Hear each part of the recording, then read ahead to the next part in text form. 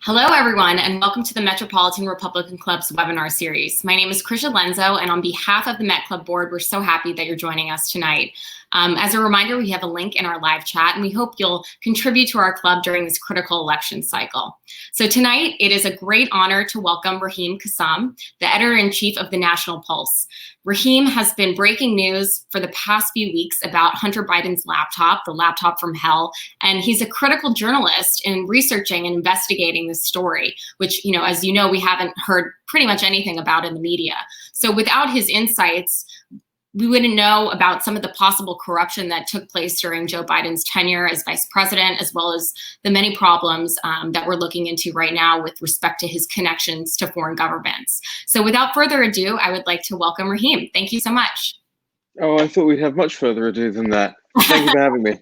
I was sharing the link on Facebook, so you'll be pleased to know. Well, in that case, I'll give more of your background. Raheem is, obviously an incredible journalist. He was former editor-in-chief of Breitbart's news division in London. He also was on CNN. He was on Fox News. He's been on pretty much every news outlet.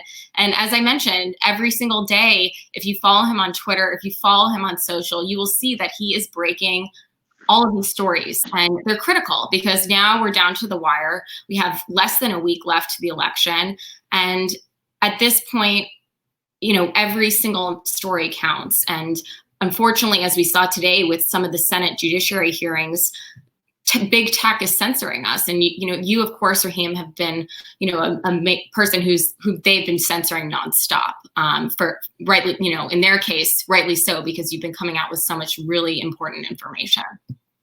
Rightly so, being censored. I'm very grateful for you guys hosting me again tonight. It seems like yesterday that we were talking about the Transition Integrity Project and everything that's been going on with that. And I just, I think it's a testament to you guys and the audience that you have and the members that you have, that you are actively monitoring these stories, because, as you say, so many people aren't, and so many people aren't allowed to, because our overlords at CNN or MSNBC or the Washington Post or the New York Times, they and Twitter and Facebook, they deem it displeasurable for their political ends to be airing stories like these. So I wanted to say a great big thank you to you guys for a start. However you want to do this is fine by me. If you want to jump straight into questions or whatever, I thought I'd maybe give just a few minutes of introduction about what my experience with the device. Sure. Yes, please do. I would love to hear about your experience with the device, because I think that really sets the scene for all of the questions. We want to hear about what you've been discovering and how you came about, this information. Well, thank you. I'm going to put this on as well. Yes, I love it. Where's Hunter? Where's Hunter? Look, I think everybody would know the story by now about, and it's a true story, about how into the public sphere. The FBI has been sitting on this thing for a year now and has not done anything with it, despite there being, even to the layman's eyes, if you were to look at it, manifest examples of evidence of at least low-level, what you would say, a foreign agent registration crimes. That's the bare minimum of what we're seeing in this thing, and the details that are going to come out. Look, it would take 100 FBI officers a few months to go through this thing, so they could have done that. But it would take reporters, especially of the size outlets that we work for. The National Pulse is small, and the War Room is small, and even some of the bigger outlets like One American News that has been covering this story, still small in terms of manpower. So it's going to take us, I think, some years really to go through everything that's on this device. I'll give you an example. I mean, there's 122,000 emails on this device. There are, and they're not clear cut, because Hunter's just not a clear cut guy, so it's just, there's not an email that's like, hey, would you like to commit the crime today with me? But there are things that refer back to other things, and there are things that refer to text messages. So there are thousands and thousands of text messages on this device. There are thousands of pictures on this device, some salacious, some potentially criminal with some very serious implications, and some paranoid Hunter Biden taking screenshots of his own phone and screenshots of his own text messages and saving things for himself. There are notes on the device, text documents on the device, There are voice memos on the device. I think one of them that you guys heard yesterday on the National Pulse. We broke that story yesterday morning. So there's so much to go through, and of course, there's so little time. So we're all working incredibly hard to plow through as much as possible. It doesn't help that he doesn't really know how to spell, so a lot of things aren't directly searchable. He may be spelling certain keywords incorrectly in order to throw off the scent of anybody who's investigating his files. I don't want to go too far down the tinfoil hat rabbit hole on that one. But it's certainly possible when you look at how many of these emails are in the archives, how many are stored in different folders, how many have been deleted. Sometimes he'll reply to people that he clearly knows who they are. He'll reply things like, "Who is this?" You know, when it's when it's somebody who's been emailing him 50 times before. He did it to his uncle Jim Biden at one point as well. So you see how difficult this thing is to go through, how difficult it is to pass. And I regard myself as a pretty good person when it comes to comprehension. You know, I've done this sort of thing for a long time. Comprehension as a skill set is incredibly important to me. Something I don't think is taught very often anymore. And yet it's taking time. Now, the counter argument that I know I'll hear from a lot of people is, well, fine, just release the whole device then, and then everybody can go through it, and you increase your manpower. Yeah, wouldn't it be brilliant if we were able to do that without implicating ourselves in anything? You know, if there are, and I haven't seen any, but if there are minors on this device, child pornography on this device, then spreading it around is not going to assist anyone. It's going to be furthering criminal activity around this thing. The other thing is the answer I give to that is that's not my call to make. You know, there are lawyers involved in this, Rudy Giuliani and Rudy Giuliani's lawyers involved in this, and it will be their decision at whatever point in time if they deem it appropriate to mass drop the contents of the device. That's on there. I'm a reporter. I'm a member of the oldest journalism union in the United Kingdom. I've been brought on to do reporting around this device, and you know, yes, there are dangers in doing so in terms of, you know, the Clinton body count and all of that we know about, but also persecution from the state, media organizations putting a target on your back, whatever. At this point in time, there are 6 days and a wake up or whatever it is till the election. We can deal with the aftermath afterwards. So that's an introduction to you know, what's on the device, what kind of research we're having to do, what kind of dots we're having to connect. I'm grateful for the team that I have in Natalie Winters, who I'm sure a lot of you know, and Nick Regan and some of the others who are helping me. Thomas Farnan, lawyer out in Pittsburgh, who drove down last night to help me go through some of this stuff. So yeah, and then of course at the War Room you've got Jack Maxey, you've got Vish Bura, who I'm sure you all know. So you must feel really secure about that. But they're doing the Lord's work. Honestly, they are, and they're working morning, noon, and night to pore over this thing, go through a lot of the documents. Because remember, there may be 122,000 emails. That means there's 30,000 attachments as well. Some of them we can't open, some of them we can. Some are 60 pages long, some are 120 pages long.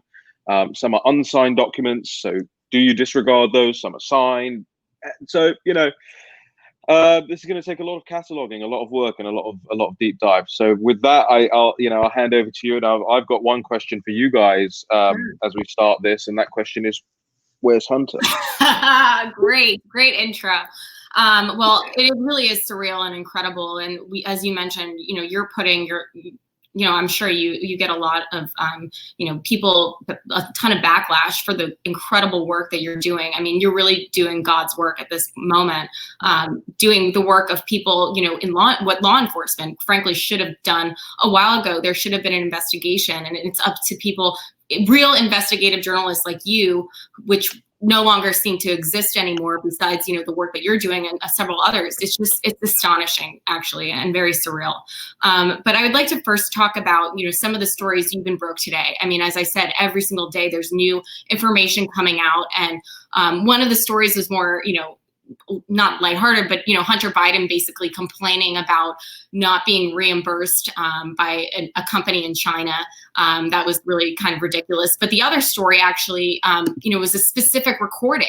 It was an audio recording exclusively obtained by the National Pulse that talked about how Joe Biden would be involved in as a witness in a criminal investigation by the Southern District of New York. So can you explain a little bit about this and what are the implications and why this story, you know, this part of this email is so important in tying Biden to some of the corruption? Yeah, I want to start off by saying, in answer to that question, that nobody has answers to the questions that law enforcement should be providing the answers to at this point in time. So really what we're doing with this, with the emails and the recordings and everything that we're releasing, is raising questions. Now, clearly, if anybody's heard that recording, Hunter Biden is bragging about his connections with the Chinese spy chief. He's talking about a business relationship that he had with this person who was indicted. And he names his father as being implicated in the criminal case that Devin Archer found himself on the rough end of in the Southern District of New York. Now, I don't know from that point on what law enforcement has done with Joe Biden being a witness in this, a named witness in this criminal case, because they're not transparent about it and they're not going to answer questions about it. And the FBI isn't answering questions about it. A friend of mine just bumped into the Attorney General Bill Barr over at the Trump Hotel this evening and asked him about it and got no answer.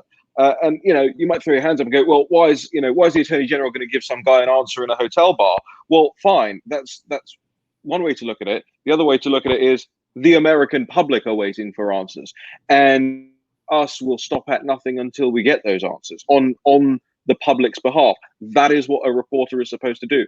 That is what journalism is supposed to be.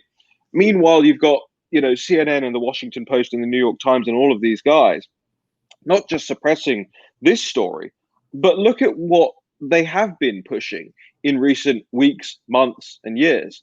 It's this whistleblower, this anonymous guy, and I'm sure you're all seeing the breaking news that actually didn't turn out at all to be a senior member of the Trump administration. It didn't turn out at all to be somebody who interfaced with POTUS. It didn't turn out at all to be somebody who had any real major sway in the Trump administration, somebody who had no power to thwart the president's agenda. And yet this is how Miles Taylor, so-called anonymous, was provided to us. In other words, the media defrauded you. They defrauded you. They knowingly published false information about a junior person in the administration claiming to be more senior than he was in order to stymie a government, stymie an administration, to throw the country into discord and disarray, and to drive a wedge within the Trump camp. Now, the last one, we've come to expect that of the media, and that's kind of what their MO is now. The other two are treasonous. The other two are undertaking activities that threaten the national security of the nation. The other two are undertaking activities that, for whatever reason, whether it's ideological or whether it's for clicks, I'm sure it's both, they are endangering people, and they're endangering the security and the long-term implications for the country are dire. But back to the point about the drive and about what we're seeing on this.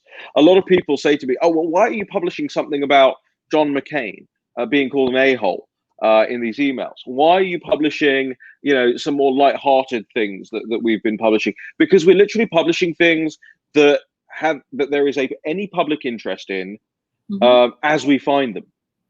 I'm not sitting on stories. I'm not tucking them away for later.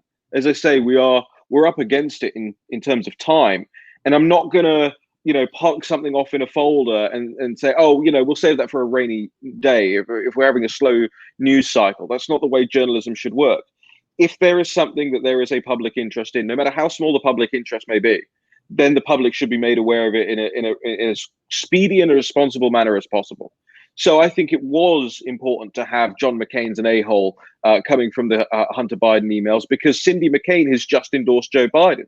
And I want to know what Cindy McCain has to say about how they're talking about her behind her back, because it's not just Hunter Biden in that email chain. It's a senior member of the Biden campaign team who's in that email chain as well. So I think that has a public interest. And with Hunter's expenses today, you raised the story, and you sort of intimated it was semi lighthearted. It's not lighthearted. It's more about the frame of mind of Hunter Biden that comes across in those emails. For the people that haven't seen this story yet, it's the lead story on thenationalpulse.com. And if I could please encourage people not just to go to thenationalpulse.com, But if you want to do your part into helping real news organizations further themselves, put a /support on the end of that domain and join up as a member of the National Pulse. You get all sorts of free things, cool hats, books, and whatever. But the point is, real journalism can't exist if it's only sponsored by the big corporates, because they have a vested corporate interest in how the news is presented. And we don't have that. We have you guys. So the lead story of the National Pulse is, Hunter Biden was going apoplectic about his expenses in this email. He was losing his mind over it. He was actually quite cogent in terms of the way he was laying things out, but he was clearly seething at his business partners. Who are his business partners? CEFC. This is a PLA, Chinese military-linked company, a firm that provides goods and services to the Chinese Communist Party, in other words. And Hunter Biden makes the claim in the email, "Hey, I'm not in a joint venture with CEFC. I'm not a partner of CEFC. I'm not an employee of CEFC. I'm the managing director of CEFC," is what he says. So the vice president's son is claiming to be a managing director of a firm that works hand in hand with the Chinese Communist Party, a foreign and hostile regime, an oppressive regime, the worst human rights abuser on the face of the planet right now. In any sane news cycle, that would be leading on Anderson Cooper tonight. That would be leading on Rachel Maddow. It would be leading on Tucker Carlson. It would be leading, but it's not gonna. It's not gonna not. And I don't know if you guys have noticed this, but even Breitbart has not been covering these stories. They'll throw a little bit to the Bobulinski stuff. Sure. Yeah. But there is a, and I don't know whether it's fear or whether they really just don't want to go that far up against the powers that be. But even in the right-wing media at the moment, there is, look, anybody can text me, email me, call me, DM me, whatever. If you're a reporter and you want to do actual reporting about this hard drive, I'll hook you up, because we need all the eyeballs possible right now. But nobody has. The only person, I'm not going to name names, but the only person who called me and said, "Hey, can we have a look at this thing?" was somebody from Politico. Where's the Daily Caller? Where's the Breitbarts? Where's the Washington Examiner? Where are all these people? I don't understand. It's not good enough to aggregate the story. The New York Post did something heroic, and Jack Dorsey comes out today and he's not coming back on Twitter until you delete the news. He didn't. There's no evidence that it's fake. If anything, the reason we dropped the audio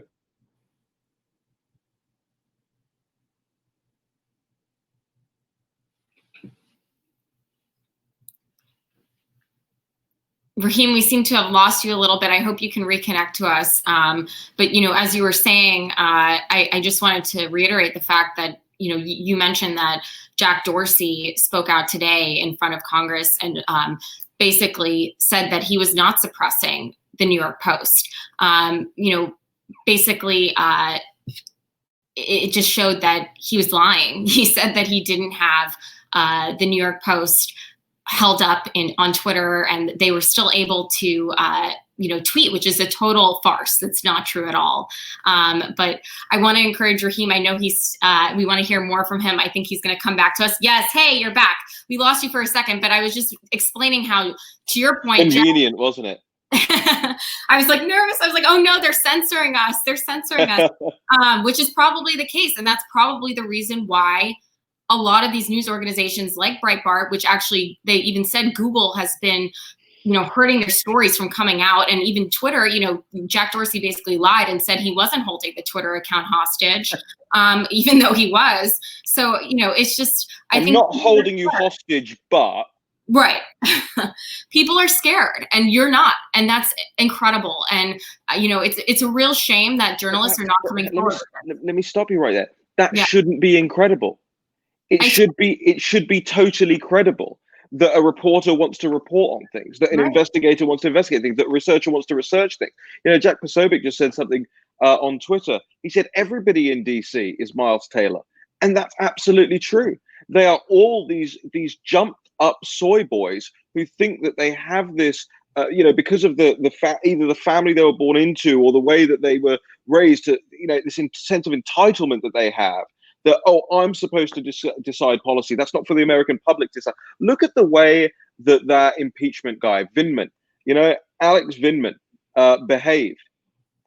An entitled brat. I'm whistleblowing because the president didn't do what I told him to do. That's not the way government works. The president is the commander in chief. The president is the chief magistrate of the country. The president is elected by the people. The president works within the republic and democratic system of the United States government. You want to hold the president to account. There are ways to go about that, but not because he doesn't do the policy that you recommended that he do. Because guess what? You were offered the defense secretary of Ukraine job once upon a time. And sorry, it really sets me off when people say to me, oh, Raheem, what you're doing is so brave and incredible. It's not. I'm doing the bare minimum. I'm doing the bare minimum of what I'm supposed to be doing in a situation like this. I got to tell you something, but by 1:30 in the morning, I'll be asleep, but I should be working through the night on this thing, but I just can't function like that because I got to talk for 4 hours a day on broadcast, on the War Room, and on my show in the afternoon. So I think everybody needs to recognize, this goes back to Thomas Paine's The Crisis, right? This goes back to the Sunshine Patriot.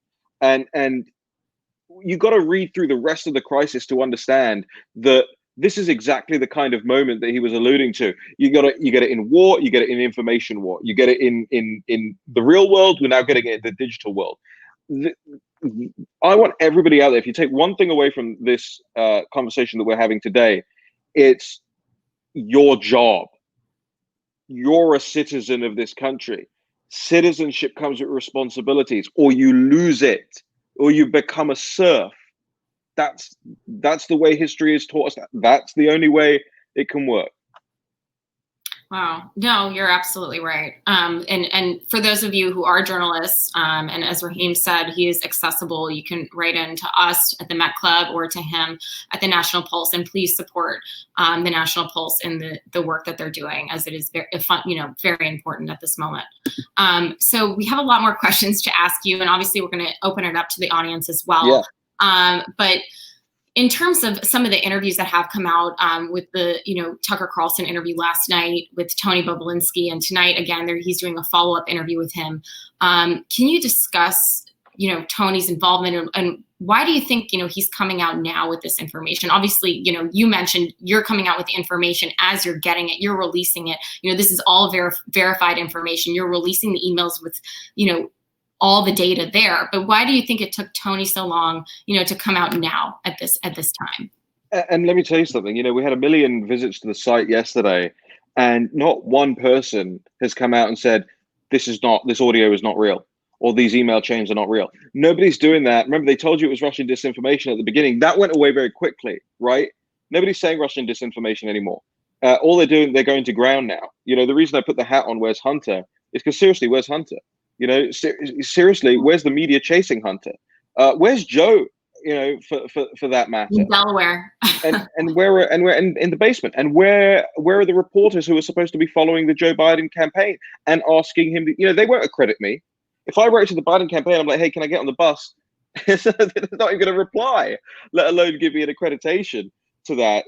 So that's one part of it. Look, Tony Bobulinski, I don't know him. I've never met him. I've never spoken to the guy. But I can see that he reckons it. If he doesn't come out now, there are two things to this. Number one, if he doesn't come out now and get ahead of the story, then he's implicated in it down the line. Okay, so there's a self-serving thing to this as well, and that's whatever. Okay, that's human nature. You got to protect yourself.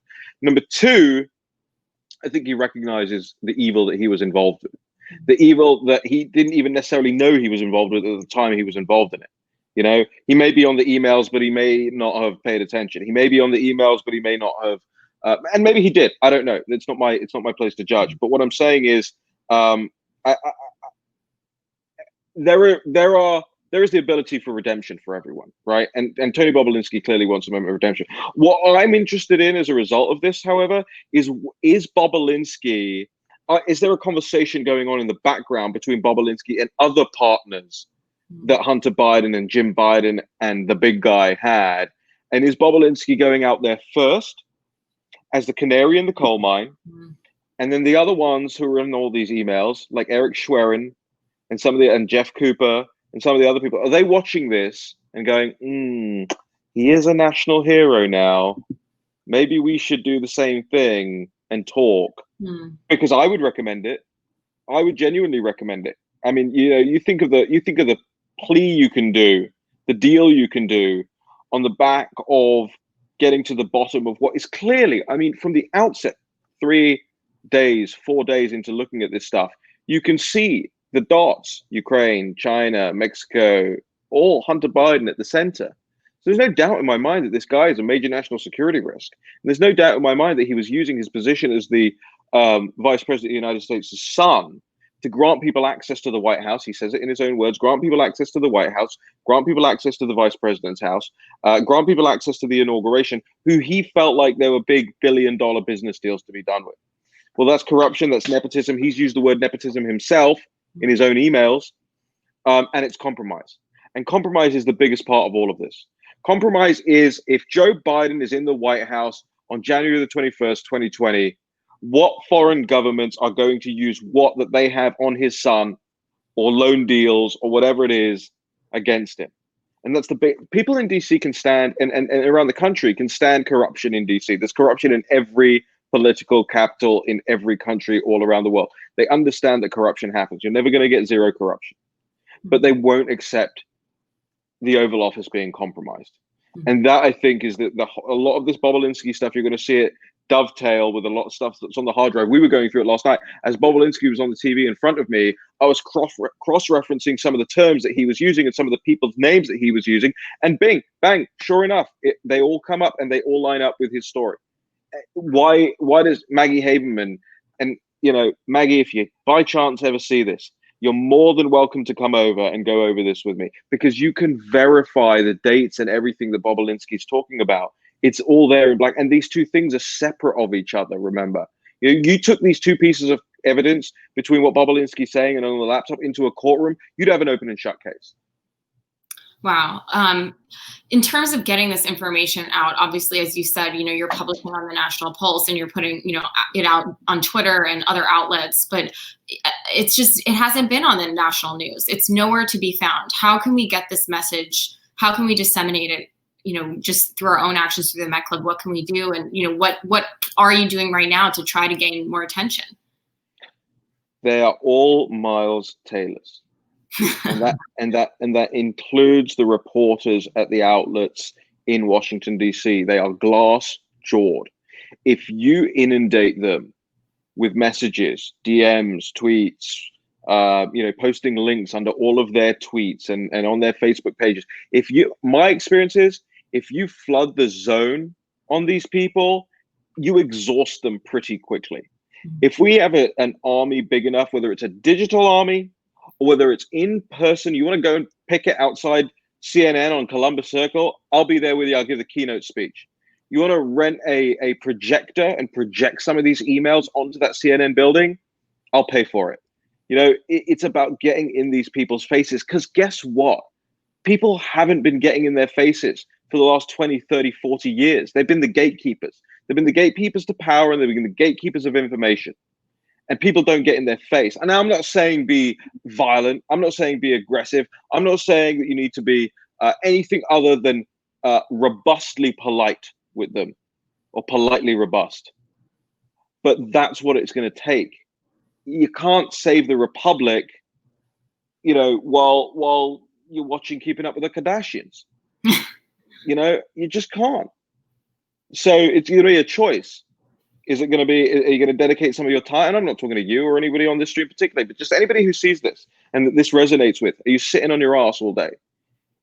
It's going to come down to a choice for you. You're just going to watch the republic disappear, manage decline, like they did to my country, like they did to the United Kingdom in the 60s and the 70s and the 80s. As much as Thatcher tried to stop it happening, didn't stop it happening. There's a whole mechanism behind this thing, the entire establishment, because why? And Steve always says this, Bannon always says this. Mm-hmm. He says, you make as much money on the way down. The elites make as much money on the way down as the country makes on the way up. So they don't care whether they're going up or going down. Easier to go down. Less resistance. Sell it out. Take the check. Work for CEFC. So that's the question for people. So, and be innovative. And I know, by the way, there are loads of people out there that are doing extraordinarily innovative things, whether it's cleaning up their towns and cities and bringing people in to do that, whether it's having organized protest speeches, demonstrations here in or Capitol Hill or down in DC. I see all of it, right? But more of it, please, more of it. Have you seen threats as a result of your research from the opposition? Oh, all the time. I mean, I've done this now for nearly 10 years. I don't think a day goes by without somebody threatening to gouge my eyes out or throw me into prison or put me up against a wall and firing squad me or whatever it is. That happens all the time. I would be worried about the efficacy of my reporting if I didn't get that. And by the way, the left-wing reporters get that as well. I don't think there's whatever. It's part of the thing. There's always going to be nutters out there, right? But doing this for 10 years, no nutters ever really actually tried anything serious. I was hit in the face with a ladder once, but that was a Greenpeace activist. We have a lot more questions from our audience. One of the questions is, what would it take, honestly, at this point, to actually see people like the Bidens and other corrupt dynasties to be held accountable by the justice system in the United States? Wait, repeat that one. Sure. What would it take, person says, honestly, at this point, to actually see people like the Bidens and other corrupt dynasties, the Biden crime family, as Trump said, or others have said, to be held accountable by the justice system? I mean, what sort of crime do we need to link them to? I mean, you mentioned corruption, but that's not really, we need something. Right. Yeah. I mean, there are going to be people who understand the law far better than I do, who will be going through this device and who'll be able to pick out the actual prosecutable crimes in here. And I don't have a doubt in my mind that there are prosecutable crimes in here. It's just about how you prosecute that, right? But take a step back and think about, that question has so many different parts to it, because what you're asking effectively is, where is there a zero resistance path or a least resistance path to prosecution? And there isn't one in this country. The institutions are corrupt from the top down. So you've got a corrupt Congress, even Republicans in the House and in the Senate, who are corruptible and show that every day, quite frankly. You've got law enforcement that is corrupt to the core now as well, the FBI, at the very highest levels of the FBI. Effectively, what I talked about on my show at 3 p.m. today, I mentioned is you need a great reform act. You need a great reform bill of some sort that Trump should come out with when he wins a second term, by the way. He needs to come out with that says, hey, we're reforming these institutions in the following way, or here's how we want to do it. Who's on board and who isn't? And whether that includes things like term limits, whether it includes things like bans on lobbying the office that you just worked in, the congressional office that you just worked in for 2 years or 5 years or whatever it is.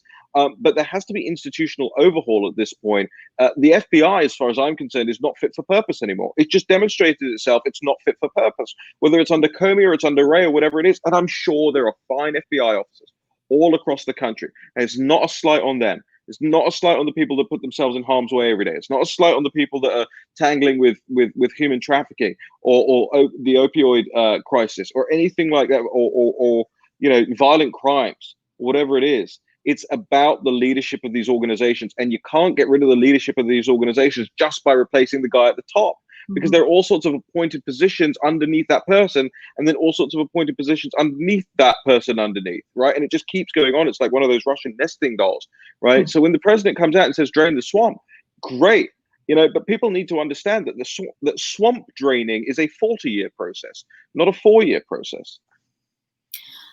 Is what happened to Rudy Giuliani the price that, is exacted by the left for those who try to expose them? What's happened to Rudy Giuliani? I mean, in terms of that terrible video that was released, obviously it was a setup video, clearly, if you see the video. Yeah, I mean, yes, they will consistently go after people like that. I mean, I'd say it to Rudy as well. Maybe you just shouldn't do interviews with news organizations who you don't know and all that. But Rudy's somebody who, and you guys know him as well. Rudy's somebody who just wants to give as much information and access to people as possible, and he's a very trusting person as well. So I guess he can't be blamed for that as such. He's a little bit more shrewd about these things sometimes. But is that the price? I mean, if that's the price, I'll pay it. What are you getting me on, really? It didn't look bad. Everyone had a laugh. Everyone had a giggle. Rudy himself had a giggle over it. Look, the bigger price to pay is, can you make a living anymore? They target. Look at Laura Loomer. And whatever people think about Laura Loomer, she banned from getting food delivered to her house. You're banned from taking ride shares. She was banned, I think, by her bank at one point. So at what point, if they decide overnight, look, maybe Adam Schiff, somebody else decides, oh, Raheem's a real problem for us. Let's make sure that all these different institutions that he needs to live, maybe we go after his landlord, tell his landlord not to house him anymore, get him banned from all of the apps. That's what I think, that's where we're headed. That's the next 5 or 10 years for us that stick our necks above the parapet. That's how they're going to start coming. Look, a Twitter ban or a Facebook suspension is child's play compared to what they really have up here. If they're willing to do this, think about what's going on up here. Right. Someone asked, in Trump's second term, who does he need to get rid of from his administration first? I mean, he should do it now. He should be the director of the FBI. Needs to go now. Mm-hmm. But in terms of political appointments in there, look, I'm not a big Mnuchin fan. I don't think he's a particularly effective guy. There's people like that who are still knocking about. I'll tell you what is a really interesting one is that I don't really want to pick on any sort of the cabinet position. It's also not my position to give the president political advice like that.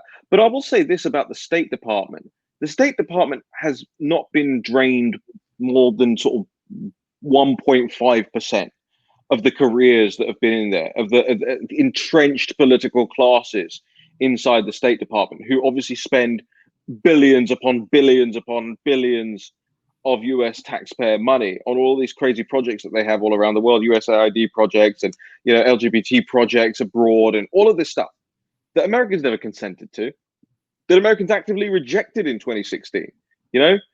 Tired of foreign wars, tired of spending money abroad, don't want all this aid programs, get us out of the climate change accords. All of the manifesto of Trump was very clear. And yet the State Department is still basically the State Department of 5 years ago. So if I was sitting in front of the president right now and he said to me, what's one of the most important things I can do in my next term? The State Department is a major problem. And people are leaking all over the place from that State Department. At embassy level, you've got the CIA that's in on it as well. So he's got to get real hard-working, patriotic Americans to take jobs in the State Department. Some say the fourth, branch of the government is the press. I mean, who leads the pact when it comes to the mainstream media right now? And which organization do you see setting the marching orders for the rest of the liberal agenda? It's an interesting question. So in terms of the enemy of the people media rather than the good media, who sets the marching orders? That's a really interesting question. If you don't mind me being a little crude, no, it's less that there's a leader and more like it's a circle jerk, right? It used to be the case that reporters would pick up the New York Times in the morning and that would kind of set the broadcast media along saying now they kind of are all looking at each other like, are you gonna? Should we do that? Are you gonna do that? Okay, we'll go first. You come in. And it's they're kind of just moving in tandem now. This amorphous blob of corruption and evil moves together, but they're very nervous. Mm-hmm. I mean, you look at the Miles Taylor thing today. This trust in media is already at record lows all across the Western world. What do you think it's going to do to those numbers when the ordinary person comes out and says, they told me it was a senior member of the Trump administration. It turns out to be some junior schmendrick who nobody's heard of, who never had any one-on-one time with the president. And, Vice even asked Taylor the question up front, hey, are you anonymous? He said no, and they print it. Just, all right, we'll take your word for it, brother. And so I'm actually a little bit excited about this now, because this gives. And by the way, I don't pretend that I'm a neutral arbiter in this thing. The idea of neutral journalism is a complete farce. Right, exactly. You have to come out with a point of view. We're all biased. Even the algorithms are biased. and we're humans. Mm-hmm. Of course, we're going to have opinions on things, and those opinions, whether it's conscious or subconscious, are going to bleed into our reporting, or they're going to bleed into the angles we take, or it's going to bleed into the questions we ask people, or it's going to bleed into who we ask those questions of, what time of day we ask, what mood we're in. All of those things. There's no neutral journalism, but this lowest ever trust in the media will allow for at least more trustworthy and truth-telling types, which I consider myself one of, to make inroads into that space. And that's exactly what's happening. Whether it's, look at Real America's Voice is doing record numbers in terms of viewership now. I really recommend that people get Real America's Voice and get it on Roku, Apple TV. I think it's on the Dish Network, Comcast in Chicago. It's on all of those things. Pluto. It's on all of those things. You look at OAN and all these other. You look at podcasts. I think War Room now has something like 18 million, 19 million downloads, which is insane. Yeah. If you would have told me I would be a co-host of one of the top, I think we're the 9th political podcast in the United States of America, ahead of just people who have been doing this for 5 years, 10 years. Some people have been broadcasting for 40 years. Their podcast, it's a dud. If you told me 5 years ago that would be the case, I told you you're nuts. But that's how quickly this market is changing. And so I even forget what the question was. No, the marching orders. Who's setting the tone? I mean, I think look, at this point, they're just a blob. It's just a blob. It's an amorphous blob, an evil blob at that. So we have a couple more questions, and obviously we are so incredibly thankful for your time. But why did the FBI sit on this for so long? I mean, you mentioned the FBI is, the ones needing to go, some of them. Yeah. I mean, what do you think? Yeah. I think the question. I think it was a sardonic question because the question contains its own answer. The FBI sat on it because the FBI is corrupt at its highest levels. The FBI sat on it because the FBI, also from a public relations perspective, did not want to be seen to be interfering in an election, right? And if you put justice on hold because Jake Tapper's going to get upset about it, then I'm afraid that you cannot be trusted to prosecute the laws of this country. In terms of the money trail, that's why the story you broke today is so important, because it does, despite it being about expenses, it shows a money trail, and that's how the stories, following the money trail. Where do you think, if you could conjecture, where is Joe Biden hiding some of this money? At least we know the $3 million he received, but where is that right now? Well, I've asked a couple of questions about this, publicly. Raised a couple of questions about this publicly. I won't claim to have any solid answer on where that could be, but I do have some ideas on, what people do in this town politicians do in this town, is they have something called a kickback account. And I only learned about kickback accounts relatively recently, maybe because I'm not getting any kickbacks. but they have a kickback account, and that kickback account can be in the United States, could be in Delaware, for instance.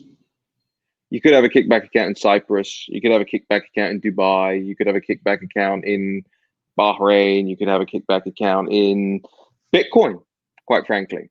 And I'll give you a little scoop for you here. Yes. There is evidence of Bitcoin usage on the hard drive. Wow. So who knows where this money is sitting? It could be in property. If Uncle Jim, James Biden, is holding 10%, or if Hunter's holding 10%, and however they've set these things up, then what's to stop Jim buying a property, having it held in trust for Joe, and then that trust vests in Joe Biden the full title deed of the property whenever Joe Biden wants, whether 5 years, 10 years, whatever. There are all sorts of ways to deal with this and get around things like this. Look, if you trust your son with that amount of money, then you just leave it with him. But I wouldn't trust the Hunter Biden that I've seen on this device with that much money. I mean, he'd spend it on crack and hookers. Yeah. And cracked out hookers. Right. The hard drive from hell. Okay. It is from hell. Let me tell you something. Yeah. I wish I could unsee some of the things that I've been forced to look at. It's gross. He's a gross guy. I mean, it's not sexy gross. It's gross. There's a video, if you don't mind me. There's a video of him effectively shoving a selfie stick up his bottom. Oh God. Yeah. That's disgusting. Yeah, it's just, that's horrifying. Yeah. So next week, we're all nervous, and obviously you know, every day is so vital and every minute is so vital here. Should we expect something major to drop before next Tuesday for the laptop? And I you know, think what do you think? I think always expect something major. Right. Expect something major against you, and expect something major for you. Okay. You know, this gravity of this election is such that I would be incredibly surprised if both the left and the right didn't still have some tricks up their sleeve. Mm-hmm. And predictions for next week after Trump wins. Riots. Right. Yeah. You know, Not hoping for that, but hoping he wins.